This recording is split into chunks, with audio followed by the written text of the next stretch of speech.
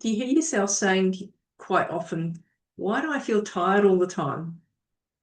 All I'm trying to do is to keep everything together, holding all this stuff together.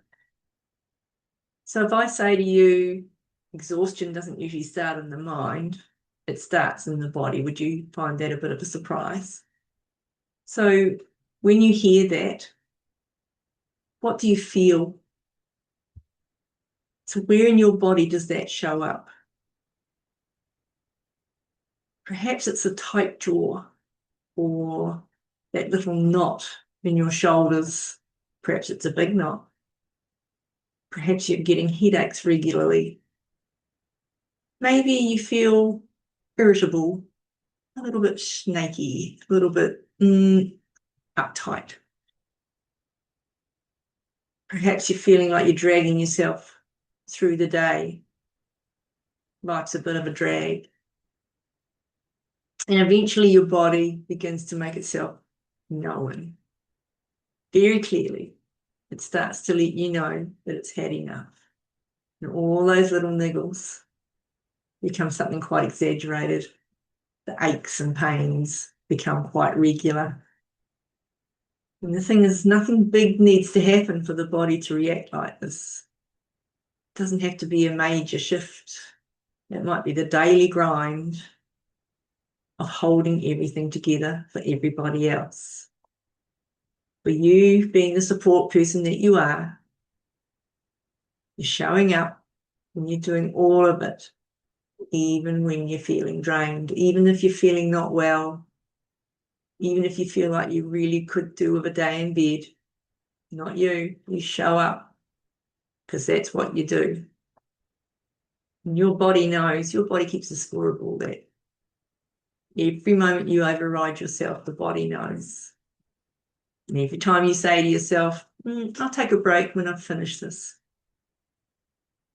I'll begin to eat better next Monday.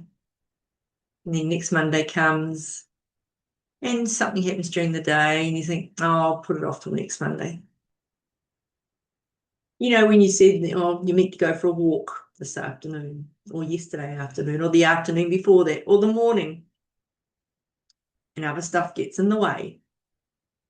And because you didn't start, you just tell yourself, oh, it's not worth it. What's the point?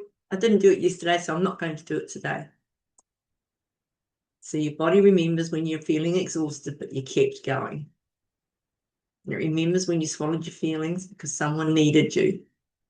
Or perhaps you know you've tried your absolute hardest, and then later in the afternoon, somebody comes to you and complains or says that you've done something in a way that's offended them. And that's the absolute icing on the cake because you had no idea that what you've done has offended anybody. It wasn't your intention, but there it is. Somebody's read something that you've said or done as an insult, a personal insult to themselves.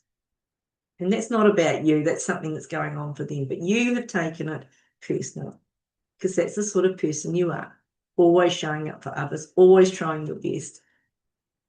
But your best some days is not good enough for other people. Your body remembers when you've said yes, but you wanted to scream at the top of your lungs, no, I've had enough. I can't do anymore. So none of this is failure.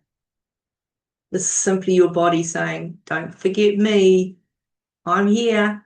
You need to look after me. So nothing's going to change unless you make a conscious effort to do something in a different way. Unless you acknowledge that, yeah, this is all getting a bit too much. I need to do something different. The aching head, the tight shoulders, the grinding of your teeth, the biting of your lip, none of this is going to change unless you find some other way to deal with all that's going on for you. And if you don't do it, who will? So if you don't do it, who will? I don't mean all the responsibilities for everybody else. I mean the responsibility for you. And what do you think will happen if you don't explore?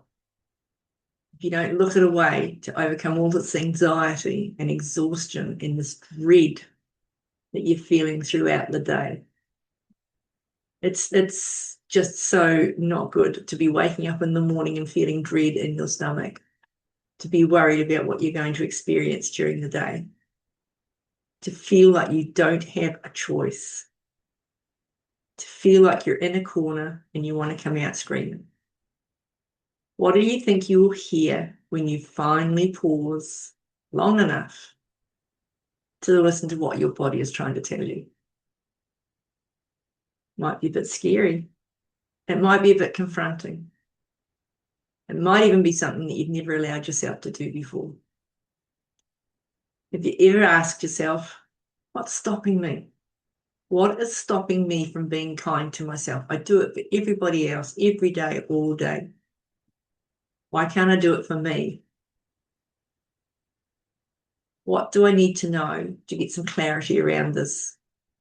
I want some clarity around what it is I actually want.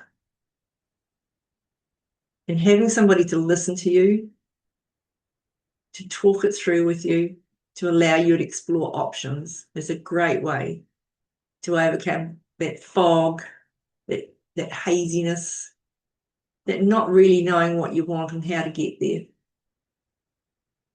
to get through the indecision about what to do next.